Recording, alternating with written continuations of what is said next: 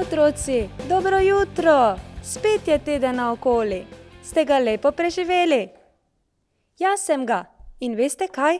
Spet sem bila v šoli. Bilo je fantastično. Se že veselim novega tedna. Kaj pravite, da bi vam jaz povedala nekaj malega o sebi? Da se spoznamo, preden se srečamo v živo. Kot veste, mi je ime Meta. Stara sem 8 let in 7 mesecev. Hodim 3. razred. Najraje imam likovno vzgojo. Ali tudi vi radi rišete? No, in naravoslovje. Pa eksperimente. Moramo skupaj narediti kakšen eksperiment. Kaj pravite? Pa tudi glasbo imam rada. In ples. Dajmo zapeti skupaj eno pesmico, pa še zraven malo zaplešimo.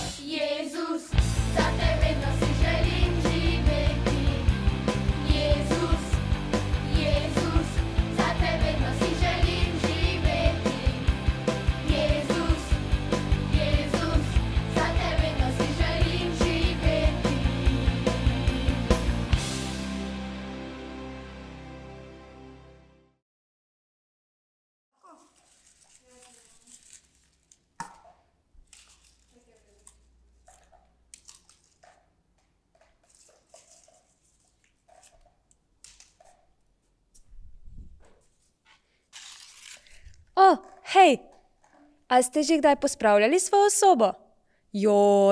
Meni se je nabralo kar veliko stvari. Igrač in zvezkov in barvic in vsega. Pa papirjev in smeti. Vse imam razmetano. Moram dobro presortirati, kaj vse je za smeti. Res je pravi projekt to.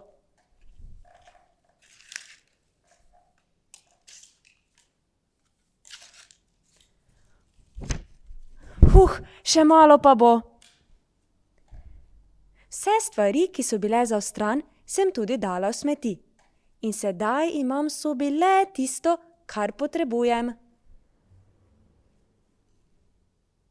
No, pa še pobrišem tla na koncu, oziroma mami bo mi pomagala pri tem, pa je nared. In veste kaj? Ravno sedaj, ko sem pospravljala sobo, sem se spomnila, kako je tudi Jezus očistil tempelj. Ja, tempelj. Tempelj je bil včasih tako kot današnja cerkev. Prostor, kjer so slavili Boga. To je bilo res posebno mesto. Morda se sprašujete, zakaj je moral Jezus očistiti tempelj. Je počistil tla ali okna? Ne. Ni čistil oken in tal. Pravzaprav je Jezus šel v Jeruzalem, ker se je bližal praznik Pashe. In tam je bil tempelj. In veste kaj?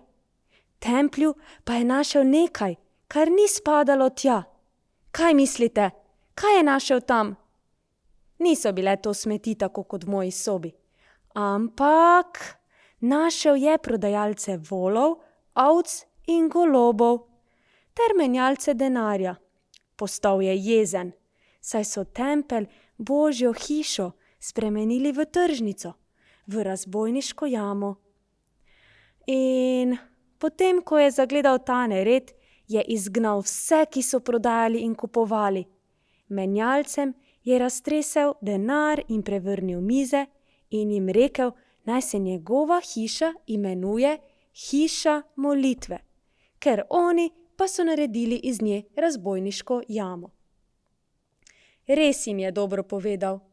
Tudi naše cerkve morajo biti hiše molitve, stavbe, ki sprejemajo ljudi z odprtimi rokami, ljudi, ki rabijo Jezusa, ki rabijo njegovo ozdravljenje in pomoč. In to je delal tudi Jezus. Potem je vsak dan učil v templju, pa tudi ozdravljal ljudi, slepe in hrome. Naredil je mnogo čudežev. Da, to je prava Božja hiša, takšna, kjer se daje slava Bogu. In,